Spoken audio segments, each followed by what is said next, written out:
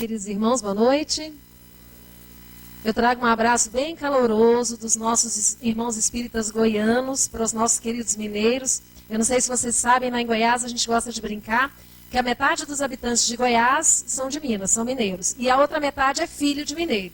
Então, a influência de Minas Gerais em Goiás é muito grande e a gente observa essa influência sobremaneira no movimento espírita no estado de Goiás, porque nós tivemos ali a presença muito marcante de Eurípides Barçanufo, principalmente ali no sul, no sudoeste do estado.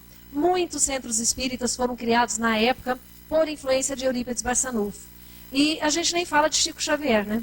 Porque Chico Xavier, a influência dele é algo assim que foge até da nossa compreensão, e não só em Minas e em Goiás, mas a gente sabe que para o mundo inteiro. Então é com muita alegria que nós estamos aqui hoje, nessa Semana Espírita, agradecendo demais ao convite e pela importância do evento. Porque nós entendemos que um momento como esse, em que nós fazemos as Semanas Espíritas, nós trazemos uma força nova, né? Uma nova vida para as nossas atividades, para a nossa casa espírita. Então nós parabenizamos a casa por promover esse evento. E ficamos muito felizes com a temática que nos foi solicitada, como sendo essa de Jesus, o bom pastor. Falar de Jesus no dia 3 de outubro, em que nós também nos lembramos de Allan Kardec, por quem nós temos profunda gratidão, porque nós sabemos que sem o trabalho incansável de Allan Kardec, do professor Hippolyte, nós não teríamos hoje a bênção da doutrina espírita. Então nós dedicamos, esse nosso estudo, essa nossa conversa ao nosso querido Allan Kardec. E quando nós pensamos em Jesus, que nós sabemos que é aí o nosso governador espiritual do planeta Terra, aquele que está sempre preocupado conosco desde o começo, desde a preparação do nosso mundo, quando Jesus acompanhava a preparação do planeta para receber aqui essa leva de espíritos que iniciariam o seu processo evolutivo, já com esse coração puro e cheio de amor, e nunca nos abandonando, tomando a decisão de vir pessoalmente para trazermos o seu evangelho, para exemplificar tudo aquilo que ele nos ensinava, porque Jesus ele nos ensinava não só com palavras, mas sobretudo com gestos, com ações. Ele vivia aquilo que ele falava. E ele nos ensina, ele nos diz que eu sou o caminho e a verdade e a vida. Ninguém vem ao Pai senão por mim. Nós temos essa narrativa no Evangelho de João, no capítulo 16, versículo 6. E se nós temos Jesus como caminho, como verdade e vida, nós ficamos imaginando o seguinte: qual que é esse caminho que Jesus nos traz? Nós vamos compreender que, na verdade, o caminho que Jesus nos indica é o caminho dos seus ensinamentos. É o caminho que o Evangelho de Jesus nos traz. Porque o Evangelho, ele nada mais é do que narrativas de fatos da vida do Mestre, que ficaram ali registradas pelos apóstolos, depois posteriormente, pela tradição oral, um copiando do outro, e isso foi sendo trazido até os nossos dias, e hoje nós temos aí como compreender um pouco sobre o que Jesus viveu naquela época. Sobretudo depois que nós tivemos o advento do Espiritismo, ficou muito mais fácil ainda para nós compreendermos aquilo que Jesus nos ensinou. Porque antes da doutrina espírita, algumas passagens do Evangelho, da Bíblia, eram para nós de difícil compreensão. Nós não conseguimos entender perfeitamente o que é que Jesus realmente queria dizer. Existem até algumas passagens, quando Jesus fala que ele não veio trazer a paz, mas a espada, que ele veio separar a mãe do filho, o pai da filha, a nora da sogra e por aí vai. A gente fica pensando, mas o que é que Jesus queria dizer com isso? E o Espiritismo veio justamente para levantar esse véu, para nos ajudar na compreensão do que Jesus nos diz, às vezes de maneira velada, por meio de parábolas, mas que ficaria para nós, para que nós, quando estivéssemos no momento espiritual de maturidade necessária, nós conseguíssemos compreender. Então nós entendemos que quando Jesus fala que ele é o caminho, na verdade é o que está ali, é o que ele viveu, é a lei de amor que ele nos trouxe, não é? E se nós entendemos que o caminho é o seu evangelho, são os seus ensinamentos, nós começamos a nos perguntar: o que pode fazer por nós esse evangelho de Jesus? Se esse evangelho é para nós o roteiro, o guia seguro, o que esse evangelho pode fazer por nós? E mais, nós começamos a pensar, se nós que somos cristãos, que temos Jesus como guia e modelo da humanidade, se temos Jesus como o tipo mais perfeito que Deus enviou e que esteve aqui na terra, o que nós, que somos cristãos, que seguimos Jesus, qual é o nosso papel na atualidade? O que Jesus espera de cada um de nós? E eu achei essa imagem na internet e eu achei muito interessante e trouxe para nós refletirmos esse selo de cristão autêntico. Quando a gente pensa cristão autêntico, o que é, gente, isso? Será que existe cristão que não é autêntico e cristão que é autêntico? O que determinaria a pessoa ser um cristão autêntico ou não? E mais, nós, muitas vezes, eu não sei se já aconteceu com vocês, mas já aconteceu comigo, de amigos, né, de outras religiões que não conhecem o Espiritismo, dizerem assim, olha, vocês espíritas fazem muita caridade, nós admiramos, é uma pena que vocês não seguem a Bíblia, não é que vocês não são cristãos. E aí eu respondo, não, engano, nós somos cristãos. Não, mas vocês não seguem a Bíblia. Eu digo, sim, nós seguimos a Bíblia. Não, mas a Bíblia não fala de reencarnação. Fala, a Bíblia fala de reencarnação. Né? Então, por desconhecimento, as pessoas imaginam que nós não sejamos cristãos. Mas nós sabemos que somos. Né? Nós sabemos que somos cristãos, mas como é que se identifica se o espírito é realmente cristão? Já que o espírito é cristão, como é que se sabe que o espírita é cristão ou que ele é um cristão autêntico? Não é? Olha só como é que eu achei interessante, lá no Evangelho segundo o Espiritismo, capítulo 17, item 4. Nós encontramos lá a lição intitulada Os Bons Espíritas. E os itens 1, 2 e 3, principalmente o item 3, os Espíritos descrevem o que é o bom cristão. Quais são as características do bom cristão? E aí no item 4 eles dizem, bem compreendido, mas sobretudo bem sentido, o Espiritismo leva aos resultados acima expostos, né? As características do cristão, que caracterizam o verdadeiro espírita como o cristão verdadeiro, pois que um é o mesmo que o outro. Olha só, uma coisa que a gente precisa ressaltar aqui. Ele fala que o Espiritismo, bem compreendido, primeira questão para nós refletirmos, compreender o Espiritismo. E aí nós temos a orientação dos Espíritos de que a nossa fé, ela tem que ser uma fé raciocinada. Nós não acreditamos simplesmente por acreditar. Não é porque veio uma palestrante lá de Goiânia e falou um monte de coisa aqui que eu acredito em tudo que ela falou. Nós temos como raciocinar justamente para nós primeiro pensarmos, será que faz sentido? Tem lógica? Passa pelo crivo da razão? Ou não? Então, o espírito ele é incentivado a questionar sempre. Bom, existe reencarnação? Sim. Mas qual é a lógica da reencarnação? Por que existe reencarnação? Qual é o objetivo? Como é que se comprova que existe reencarnação? Se a gente não se lembra. Se eu já vivi antes, por que eu não me recordo? Por que eu esqueci? E o Espiritismo vem trazendo as respostas sempre de forma lógica para que nós possamos compreender. Allan Kardec chegou ao ponto de dizer uma frase que eu gosto muito, que ele diz assim, não basta crer, é preciso, sobretudo, compreender. Então, a compreensão do Espiritismo é que vai fazer com que, compreendendo os seus ensinamentos, nós nos tornemos aquele verdadeiro cristão que o Evangelho nos descreve. Só que ele diz assim, além de ser bem compreendido, ele tem que ser bem sentido. Gente, isso é muito importante. Porque o primeiro passo, muitas vezes, ele é o da compreensão. Né? Aquilo das duas asas da evolução. O amor e a sabedoria. O intelecto e o sentimento. Então, muitas vezes, nós conquistamos primeiro o intelecto. Nós nos desenvolvemos mais facilmente nessa parte intelectual.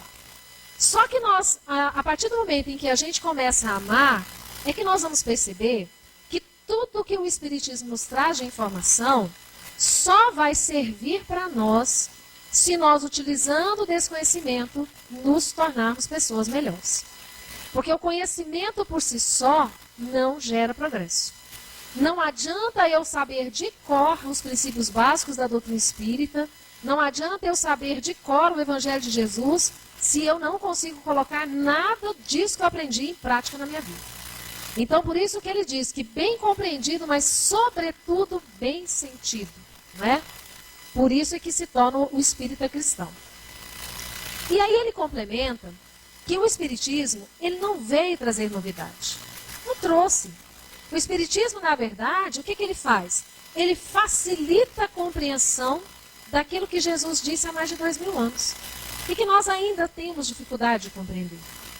E eu penso mais, eu penso que nós temos ainda mais dificuldade de sentir.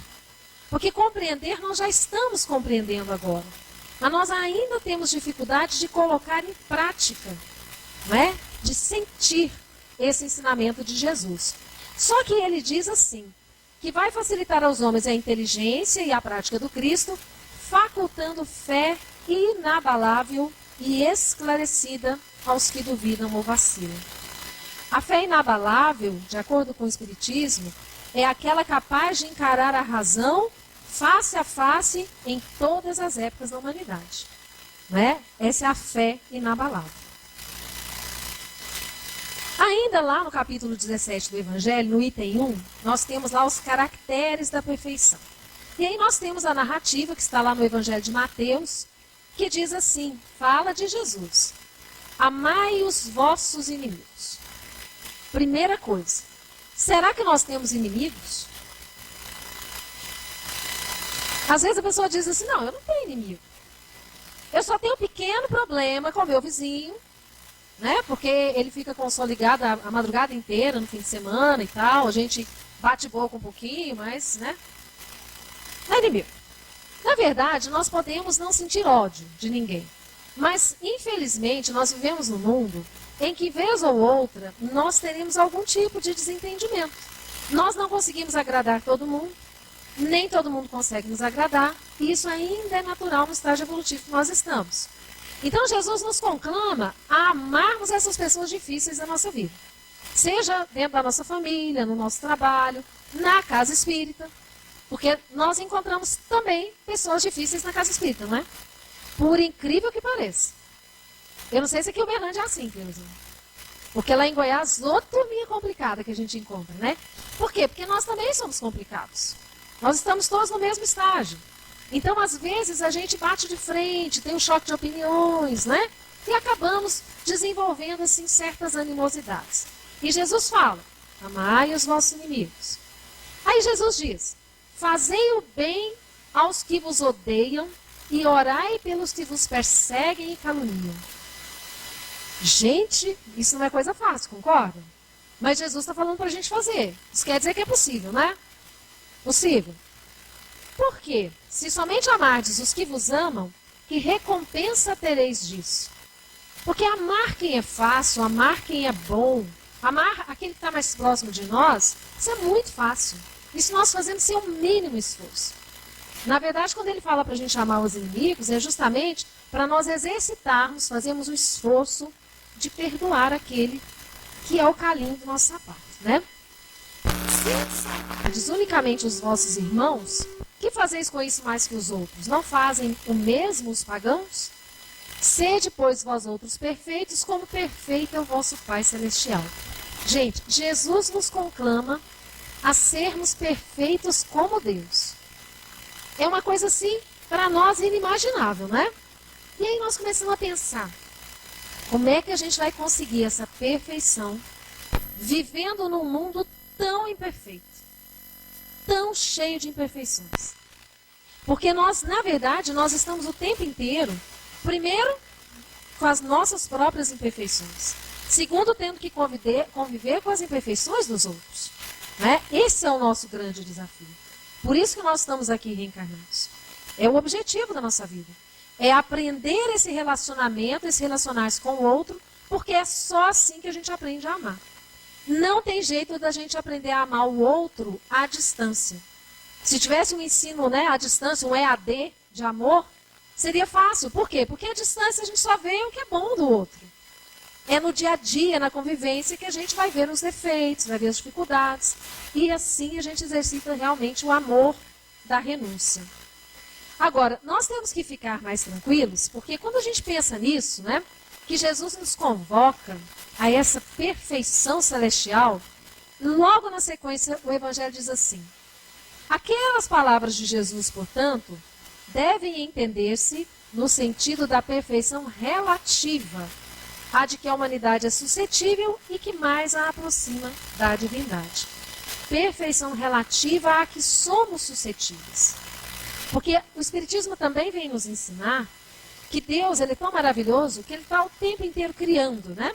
Criando o tempo todo. E ele cria os seus filhos, os espíritos, todos da mesma forma, simples e ignorantes. É como se nós fôssemos bebezinhos, né? Recém-nascidos.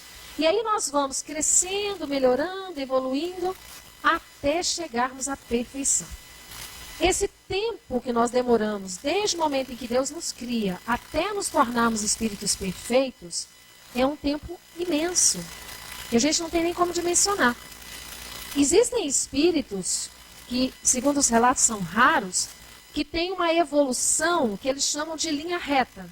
É como se fosse uma evolução em linha reta, são aqueles espíritos que facilmente conseguem vencer as suas más inclinações e se tornarem perfeitos mais facilmente. Mas ainda assim, isso leva muito tempo. A gente não sabe nem precisar. Os espíritos dizem que Jesus foi um desses espíritos, que teve uma evolução em linha reta. A maioria de nós tem um tipo de evolução que a gente diz que é em espiral, né? A gente sobe um pouquinho numa voltinha, aí desce um pouquinho na outra, aí a gente sobe mais um pouquinho aqui, desce mais um pouquinho ali. Então nós vamos evoluindo assim, ó, devagarinho, né? Subindo em espiral. Mas uma coisa a gente sabe, todos nós um dia seremos perfeitos. Isso aí não tem como negar.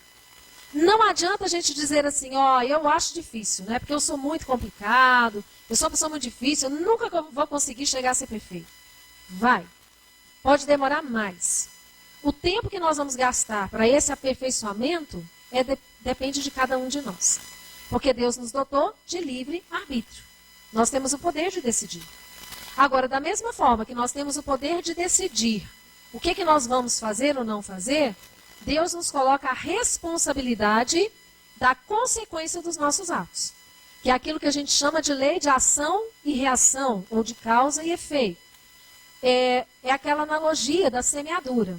Eu planto algo, necessariamente eu preciso escolher aquilo que eu plantei. Se eu plantei arroz, eu não posso colher feijão. Não é? Então, se eu colho o mal, eu vou colher como consequência o efeito desse mal. Se eu planto bem, eu vou colher necessariamente o efeito desse bem. Por isso que eu acho legal que nós espíritas, nós não temos necessidade de procurar os ledores de sorte. Bola de cristal, né, baralho, coisas do tipo. Porque para nós sabermos o que nós somos no passado, é muito fácil. Sabermos o que vai acontecer conosco no futuro, também é muito fácil. Para saber o que nós somos no passado, é só olhar a nossa vida hoje. Como que é a nossa vida hoje? Porque a nossa vida hoje é o resultado das nossas ações de ontem. E para nós sabermos qual vai ser o nosso futuro, também é só olhar a nossa vida hoje. Porque hoje nós estamos plantando o que nós vamos colher no futuro. Então ficou fácil, não é? Muito bem. Então quando ele diz que essa perfeição ela é relativa, nós vamos entender que nós não precisamos nos angustiar. Que nós seremos perfeitos. Agora, quanto antes, melhor. Sabe aquilo da gente ter uma dívida? Saber que tem que pagar alguma coisa? E se a gente fica protelando, às vezes o juro vai crescendo, vai ficar mais difícil, né? E quando a gente fala isso, não é no sentido do castigo, né? É só uma analogia para a gente entender que quanto mais rapidamente nós nos melhorarmos, mais felicidade nós vamos ter para nós e para as nossas vidas. Bom, em que consiste essa perfeição que Jesus nos conclamou? Amar os inimigos, fazer o bem ao que nos odeiam, orarmos pelos que nos perseguem. Aqui ele vem mostrar para nós que o que Jesus espera é a prática da caridade. Só que a caridade, nós temos às vezes a tendência de achar que caridade é doar as coisas. Aquilo que a gente faz muitas vezes no fim de ano, em que a gente vai no armário, no guarda-roupa, tira aquilo que não nos serve mais, na maioria das vezes, né? Ou porque eu engordei, ou porque eu emagreci, ou porque isso aqui eu já usei demais, já ficou velho. E aí eu tiro aquilo e levo para o bazar da casa espírita e dou. Ou então é aquilo que a gente faz da campanha de arrecadar o alimento, a cesta básica, o agasalho, o enxoval para gestante carente. Beleza. Isso é caridade, não é? Também. Isso também é caridade. E muitas vezes necessário. Só que quando Jesus falava de caridade, ele falava num sentido muito mais amplo. Porque essa caridade material, ela é a mais fácil de nós fazermos. É a que exige menos de nós. Jesus entendia a caridade como sendo aquilo que a gente fala que é o BIP espírita. Benevolência para com todos, indulgência para com as imperfeições alheias e perdão das ofensas. Isso é caridade. Essa é a perfeição que Jesus nos conclama. Benevolência, indulgência, perdão das ofensas. Ai, ai, ai. Não é fácil. Mas é possível? É possível. Vai depender de quem? Só de nós. Tem ninguém que possa fazer isso por mim. Não é? Sou eu. Aí nós vamos encontrar na questão 785, lá do Livro dos Espíritos, quando Kardec pergunta assim: qual o maior obstáculo ao progresso? E os Espíritos disseram: o orgulho e o egoísmo. Vícios morais. Orgulho e egoísmo. E ele faz uma analogia interessante, os Espíritos fazem essa analogia, que assim como Jesus deu o exemplo da caridade, Pôncio Pilatos deu o exemplo do egoísmo. Porque quando Jesus chega diante de Pilatos, sendo acusado, e aqueles que o acusavam solicitando que ele fosse crucificado, Pilatos pergunta: mas o que fez esse homem? Pilatos sabia que Jesus não era um bandido. Ele sabia que Jesus não tinha nada que pagar. E ele ainda tenta argumentar. Só que quando ele percebe que era do interesse do sinédrio, era interesse dos sacerdotes que Jesus fosse crucificado, ele prefere lavar as mãos. Porque ele sabia que se ele não aceitasse aquele pedido, ele estaria comprando uma briga com os sacerdotes de Israel. Então, mesmo sabendo que Jesus era um homem bom, ele resolve e diz: eu lavo as minhas mãos. E o ato de lavar as mãos mostra o egoísmo, porque ele pensou primeiro no bem-estar dele, na comodidade dele, para não ter que enfrentar aquela situação. Ele diz assim: olha, eu não tenho nada contra esse homem, mas já que vocês querem, né, eu lavo as minhas mãos. E ele nos dá o exemplo do egoísmo. E aí nós começamos a pensar: quantas vezes na nossa vida Deus nos coloca em situações em que nós também lavamos as nossas mãos. Às vezes para não nos envolvermos, para evitarmos um conflito ou algo do tipo.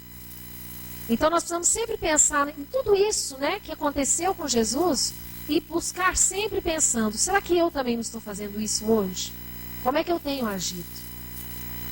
E nós temos então aí, chegando à conclusão de que nós temos vícios, que são aqueles vícios morais, que muito mais do que os vícios da matéria são difíceis de serem extirpados. E nós temos do lado oposto as virtudes, que são exatamente os sentimentos e as qualidades morais que Jesus espera de nós como seres perfeitos e perfectíveis que nós somos, né? Então nós vimos aí entre os vícios o egoísmo, né, acima de todos ali. Nós temos a vaidade, o orgulho, a arrogância, a maledicência, a avareza, a inveja, a ira e vários outros que nós poderíamos colocar aí. Quando a gente pega essa coluna aí dos vícios, vamos começar a pensar: será que quais desses aí eu percebo em mim? Será que eu sou egoísta? É o primeiro exercício que a gente tem que fazer, não é? Quais desses vícios morais eu identifico em mim? Porque o primeiro passo é identificar, para depois corrigir, não é? Agora, nós temos do outro lado as virtudes. É aquilo que nós precisamos desenvolver. Amor, humildade, generosidade, simplicidade, serenidade, paz, caridade, paciência. E agora, será que eu tenho alguma dessas virtudes já desenvolvida? Ou pelo menos aquela que eu já consigo um pouco mais, né? Porque é claro que nós não somos impacientes o tempo inteiro. Nós alternamos momentos em que nós somos tolerantes com momentos em que nós perdemos a cabeça e ficamos impacientes. Não é? Nós alternamos momentos em que nós somos generosos e outros momentos em que nós somos egoístas. Então nós vamos observando que nós estamos nesse exercício do dia a dia, de conseguirmos colocar em prática essas virtudes. E aí, de novo, nós voltamos naquela nossa pergunta inicial. Já que nós sabemos que nós estamos aqui, seguidores de Jesus, que nós temos vícios e virtudes ali ao nosso dispor, qual que é o papel do cristão na atualidade? O que Jesus espera de cada um de nós? E aí nós chegamos a uma simples conclusão. Nós estamos aqui com esse dever de desenvolvermos em nós essas virtudes. Porque é somente com o desenvolvimento dessas virtudes que nós vamos nos tornar pessoas melhores e vamos conseguir chegar a essa perfeição que Jesus nos conclamou. Lembrando sempre, não é coisa que se faça assim, no estalar de dedos. É esforço constante, o tempo inteiro. É caindo, levantando, mas não desistindo. É isso que espera de nós, né? Nós vamos buscar no dicionário o significado dessa palavra. O que é virtude? A virtude é o conjunto de todas as qualidades essenciais que constituem um homem de bem. Beleza. Segundo Aristóteles, é uma disposição adquirida de fazer o bem e elas se aperfeiçoam com o hábito. Eu achei isso aqui fantástico. Por quê? Porque virtude é algo que a gente adquire. Nós não nascemos já prontos. Nós temos que adquirir essas virtudes. Gente, o melhor de tudo, elas se aperfeiçoam com o hábito. Então nós podemos treinar a ser bons. É treino. É ficar insistindo. É insistir em ser atencioso, é insistir em ser generoso, é insistir em, de repente, ceder um lugar para o outro que precisa mais. É a atividade do dia a dia, né, que vai fazer com que essas virtudes se desenvolvam. E tem um trabalho que eu gosto muito, eu não sei se vocês conhecem, é um livro chamado O Código do Monte, As Virtudes do Sermão da Montanha. Ele é de autoria desse moço simpático aí, que é o Dr. Sérgio Lopes, que é um médico psiquiatra lá de Pelotas, do Rio Grande do Sul. E ele traz esse livro, ele faz uma analogia do Sermão da Montanha com o desenvolvimento das virtudes. E é muito interessante. Então eu trouxe um pouquinho para a gente refletir. E ele começa no livro dizendo que o desenvolvimento das virtudes, a nossa evolução espiritual, é como se fosse a subida de um monte. Tá? É como se nós estivéssemos escalando então a montanha. E essa escalada da montanha é como se fosse uma viagem interior, de autoconhecimento, em busca de nos conhecermos. E aí ele mostra para a gente o seguinte, quando a gente começa a escalar uma montanha, nós começamos normalmente lá na base, não é? No pé da montanha. Quando nós estamos ali no pé da montanha, a nossa visão ela é limitada. A gente consegue olhar ao redor, mas nós não enxergamos muito longe. Nós só vemos o que está ali mais próximo de nós. Mas à medida em que nós vamos subindo nessa montanha, subindo, a nossa visão ela vai se ampliando. Até que quando nós chegamos ao topo, nós temos uma visão total do que está ao nosso redor. Então ele diz que nessa analogia, a evolução espiritual ela tem essa mesma dinâmica. Por quê? Porque a subida da montanha é como se quanto mais nós fôssemos evoluindo, nos despindo dos interesses da matéria, mais nós estaríamos subindo essa montanha e o nosso olhar estaria se ampliando. Quanto mais nós estivermos apegados às coisas da terra, do mundo material, mais nós estaríamos ainda lá na base e a nossa visão seria limitada. Muito bem. E aí ele começa nesse desenvolvimento das virtudes. E ele fala para nós que a primeira virtude a ser desenvolvida é a humildade. Inclusive na origem, né, na concepção da palavra humildade, se a gente for olhar, humus, de terra, então ele fala que a humildade ela é a virtude de base, que todas as outras virtudes começam com a humildade. Mas por quê? Por que é importante nós sermos humildes para conseguirmos desenvolver as outras virtudes? Olha só que interessante que ele traz. Porque para nós conhecermos, para nós conseguirmos compreender essa virtude, essa questão do que nós temos como vício moral, que precisa ser eliminado, e o desenvolvimento das virtudes, nós precisamos olhar para nós mesmos. Nós precisamos nos conhecer. Para nos conhecermos, nós precisamos ser humildes. Porque senão nós não vamos conseguir achar defeito em nós. Não sei se vocês já perceberam pessoas que dizem assim: ah, eu era muito difícil, mas hoje em dia não. Hoje em dia eu sou uma pessoa ótima, sabe? Hoje eu faço tudo certo, ninguém mais tem o que reclamar de mim. Eu aprendi, eu agora sou espírita, né? Eu não faço mais essas coisas e tal. Aí daí a pouquinho a pessoa acabou de falar, vai dar uma escorregada ali, né? É mal educado com alguém, é grosseiro, fala mal da vida alheia. Isso é preocupante, por quê? Se a pessoa acha que ela já é muito boa, que ela já aprendeu o que ela tinha que aprender, ela não tem humildade para perceber onde ela está errando. Porque ela já se acha boa demais. É aquela mesma história quando a Casa Espírita ou a Aliança Espírita Municipal, a AME de Uberlândia, promove um seminário para médiuns. E diz assim: pessoal, vamos lá no seminário, porque vem um palestrante, vai falar para a gente da dinâmica da reunião mediúnica. Aí os médiuns dizem assim: para quê? Já sou médium há 30 anos. Já sei tudo. Vou lá fazer o quê? Então nós temos que ter muito cuidado, porque se a gente já pensa que já sabe tudo, que já aprendeu tudo, problema.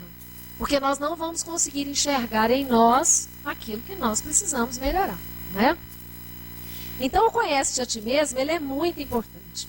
E aí ele nos chama a atenção para algumas situações. Por exemplo, a pessoa que usa demais o pronome eu. É aquela pessoa que tudo ela sabe, ela é exemplo de tudo. Que é bom, claro, né? Não do que é ruim. Então, normalmente a pessoa diz que ela é muito inteligente, ela é muito isso, muito aquilo, ela se exalta muito.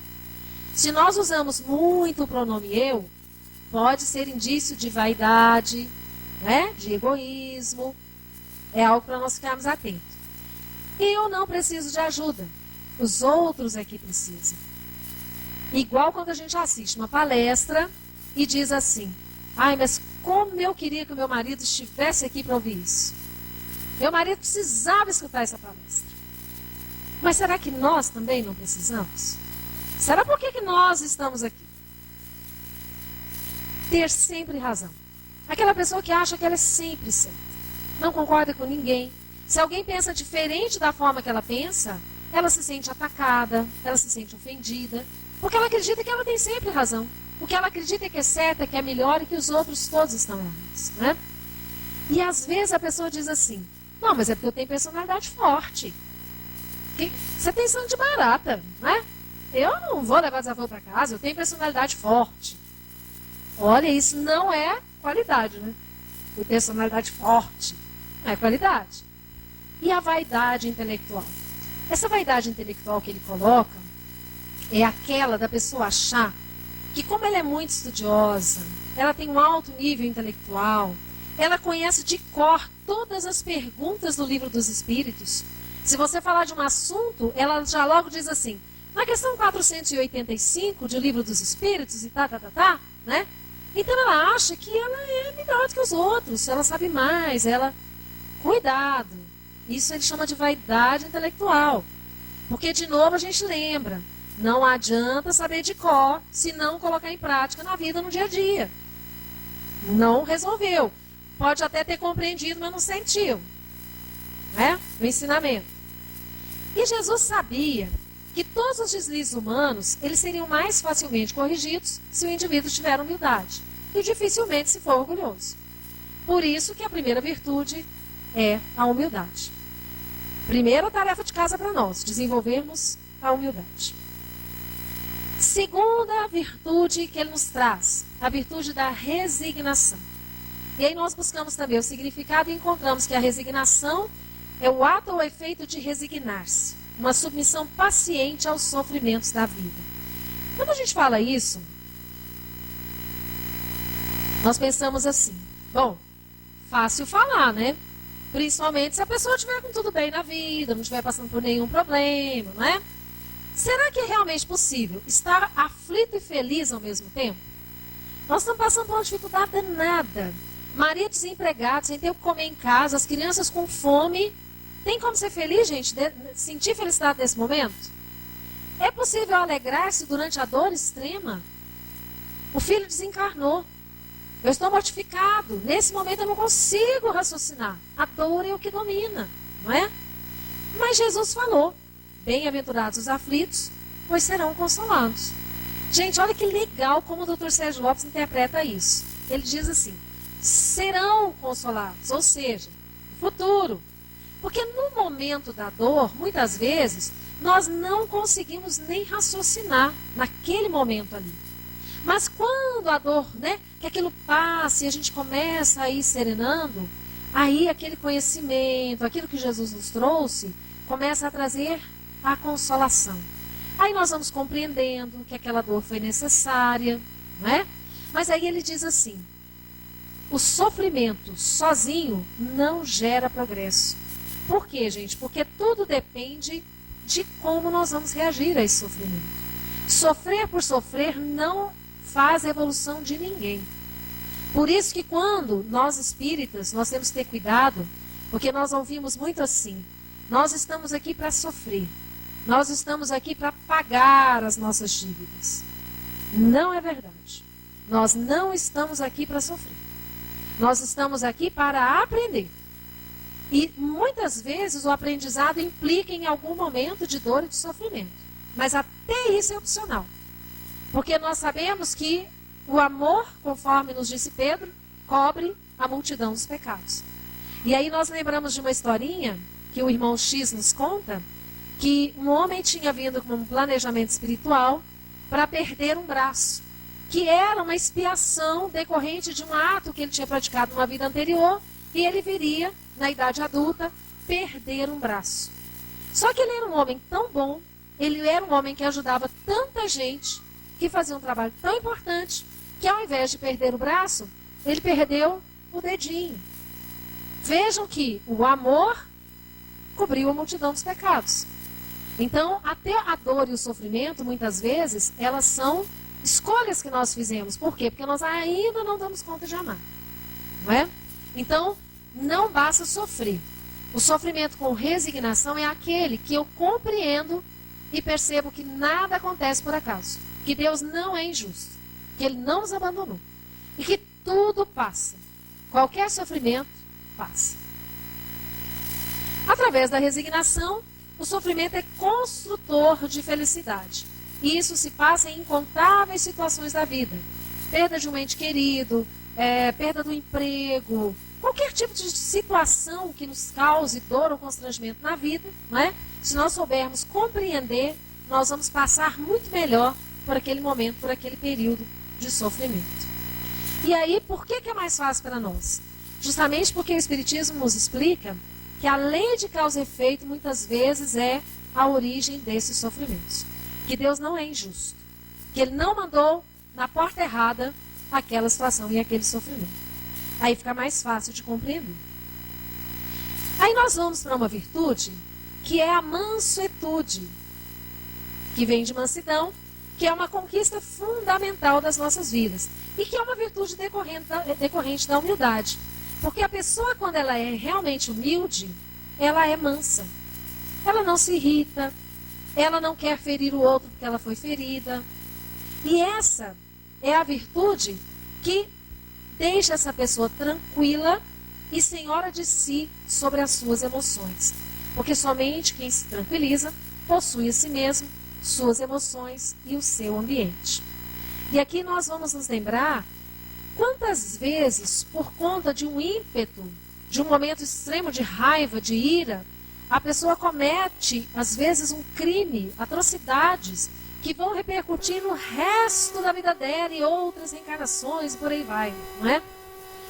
Nós tivemos um caso em Goiânia que me impressionou muito, porque eu conheci o rapaz, foi meu aluno, era um rapaz equilibrado, aparentemente equilibrado, gerente de banco, Aquele rapaz bonito, simpático, educado, que a gente olhava e falava, puxa vida, era o genro que eu queria, né?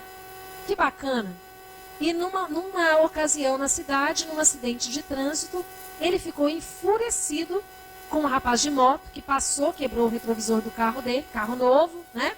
E ele saiu atrás, perseguiu o rapaz e passou por cima e matou. E aí você diz assim, meu Deus, mas como isso aconteceu? Foi um momento de loucura, não é? Um momento de ira, que ele não pensou, ele não mediu as consequências, e ele comprometeu a reencarnação toda e outras para frente. Não é? Se vinculou por laços de ódio, muitas vezes, àquele que foi a vítima, né, desse ato de loucura. Então, por isso que nós dissemos que esse tipo de ira, esse tipo de situação, essa ansiedade, essa aflição, não faz com que a pessoa tenha o domínio das emoções. E a mansuetude traz justamente esse domínio. Porque aí eu consigo me conter, me controlar e ajo de forma pacificadora. Por quê? Porque Jesus falou, bem-aventurados os mansos. O manso é aquele que traz a mansuetude, a paz no coração, que é o pacificador. Mais uma lição de casa para nós. Mansuetude. Aí nós temos na sequência a fé. A fé, eu penso, que é aquela que às vezes nós somos colocados em prova e nesse momento é que a gente consegue perceber se a nossa fé ela é sólida, ela é embasada ou se ela é apenas um sentimento superficial. Porque muitas vezes nós temos fé quando está tudo muito bem na nossa vida. Se as coisas começam a se complicar, nós começamos às vezes até a duvidar de Deus. Nós tivemos um amigo lá em Goiânia também esse ano, que passou por uma experiência para ele muito triste, porque a mãe, ainda jovem, saudável, estava ótima, tomou café da manhã com ele, muito bem, e nesse mesmo dia à tarde se sentiu mal, teve que ir para o hospital. Chegando lá, descobriram que ela estava tendo um infarto. O médico socorreu, mas na sequência ela teve outro e desencarnou. Não estava doente, não tinha nada, estava jovem, saudável, né? Então foi um choque para a família. E ele, que era muito apegado com essa mãe, quando eu estive lá no velório, ele disse para mim assim, Ivana, você sabe que nessa hora minha fé vacila? Eu falei, olha, não se preocupe, é normal, né? Porque às vezes no momento de dor, a gente fica meio assim, mas você vai ver que depois tudo vai passar. Ele falou, não, mas você não está entendendo, é vacilar feio mesmo. Eu falei, como assim? Às vezes eu fico pensando, será que isso tudo que a gente fala no Espiritismo, será que não é imaginação da nossa cabeça? Será que a gente não quer acreditar nisso porque é melhor para nós acreditar? Aí eu falei para ele, meu amigo, pensa o seguinte, tantas pessoas sérias que nós conhecemos, amigos nossos que são médiums, porque eu não sou e nem você, mas nós temos amigos que são médiums, que veem os espíritos, que ouvem, que falam, que são intermediários entre esses espíritos e nós. Será que está todo mundo maluco? Será que está todo mundo mentindo? Ou é uma alucinação coletiva? Aí ele falou assim, não, realmente, você tem razão, eu também penso nisso. Né? Depois, passada uma semana, ele foi me visitar e disse assim, ó, aquele meu vacilo já passou, tá? Foi só naquele momento, né? Porque às vezes, realmente, naquele momento ali, a gente começa a duvidar. Mas depois passa, a gente volta ao normal e diz assim, não há por que duvidar. Porque a fé, ela nasce justamente dessa relação que nós temos com Deus, com seus benfeitores, né? Com tantas bênçãos que Deus traz para a nossa vida. A fé é a virtude espiritual da confiança. E ela nasce da constatação de que nós não estamos sozinhos. Se nós imaginarmos que nós nunca estamos sozinhos, mesmo que nós estejamos na pior das aflições, nós iremos imaginar que estão junto de nós aqueles entes queridos que querem o nosso bem. Aqueles amigos espirituais que trabalham em nosso benefício. Porque assim como nós temos aqueles que nós chamamos de obsessores, aqueles irmãozinhos que fazem tudo para atrapalhar, nós temos os que também fazem tudo para ajudar. Nós precisamos lembrar desses, não é? E os outros, gente, isso um dia vai passar também. Um dia eles também vão cansar. Então, a fé é também dever de casa para nós. Olha, essa virtude eu acho fantástica, porque é a pureza de coração. Bem-aventurados os puros, os limpos de coração, que Jesus compara com as crianças, não é? Por que será que ele comparou essa pureza de coração com as crianças? Porque ele fala de uma virtude que é a espontaneidade, que a criança tem. A criança, vocês podem observar, que ela é muito verdadeira. Quando ela gosta de alguém, ela gosta. Se ela não gosta, ela não finge. Né? Às vezes passa uma vergonha danada nos pais, porque fala assim, fulaninho, vem cá cumprimentar. E ele vira as costas e sai. Porque a criança, ela ainda não foi afetada pelas convenções do mundo. Ela é autêntica, ela é transparente, ela é sincera. Então Jesus nos conclama a termos essa espontaneidade. Gente, é claro que Jesus não quer que nós sejamos mal educados, não é isso, né? Mas Ele quer que nós sejamos autênticos. E muitas vezes nós adquirimos um verniz social, que até diante, às vezes, de situações terríveis, nós nos comportamos de acordo com o que se espera de nós. Às vezes fazendo algo que nos magoa e que nos fere profundamente. Por quê? Porque a sociedade convencionou que tem que ser daquela forma. Então Jesus nos conclama a sermos sinceros, a sermos honestos, a sermos éticos, a sermos verdadeiros nas nossas relações. Tá? E aí a espontaneidade, ela tem que relação direta com a confiança. E se nós temos essa espontaneidade, nós realmente confiamos, nós vamos compreender que nós não sabemos tudo. E que nós sempre temos algo a aprender com o nosso irmão, com o nosso semelhante. E aí ele fala que a redescoberta dessa nossa capacidade de confiar, da espontaneidade, da criatividade, são tarefas urgentes para a qualidade de vida, principalmente nas relações. E eu acho essa imagem, ela é uma imagem que fala muito sobre essa questão da confiança, né, da criança.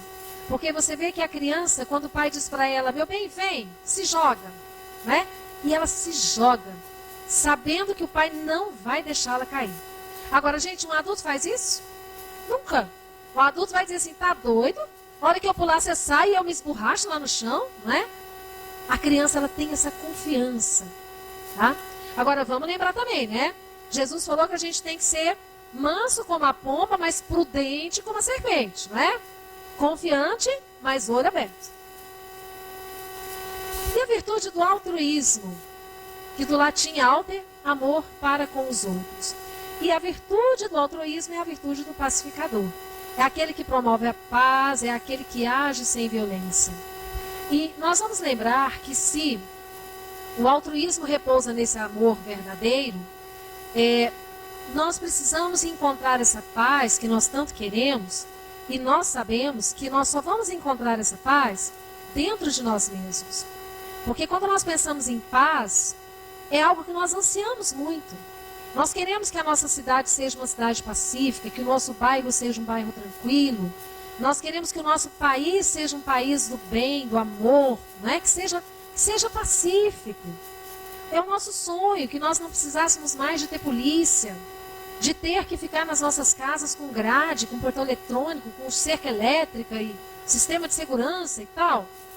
Mas nós temos que entender que não adianta nós esperarmos que quem vai promover essa paz é o governo, ou são as igrejas, as religiões. Porque a paz, ela assim como o processo evolutivo, ela nasce dentro de cada um de nós.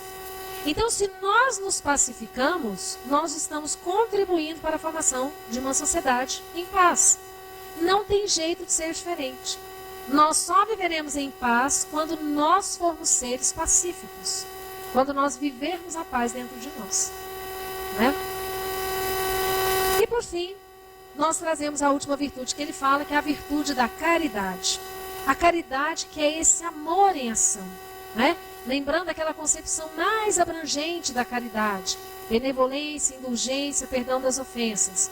E nós temos aí como lema do Espiritismo, fora da caridade não há salvação. Lembrando dessa caridade no sentido mais amplo, que é a caridade que Jesus nos convida a exercitarmos aí no nosso dia a dia. E nós temos nessa linda carta de Paulo, que eu tirei só alguns trechinhos, as virtudes da caridade. Paciência, paciente, branda, benfazeja, não é invejosa. Não se rejubila com a injustiça, mas se rejubila com a verdade. Tudo suporta, tudo crê, tudo espera, tudo sofre. Mas aí ele fala algo importante. Agora, essas 3 virtudes, a fé, a esperança e a caridade permanecem. Mas dentre elas, a mais excelente é a caridade.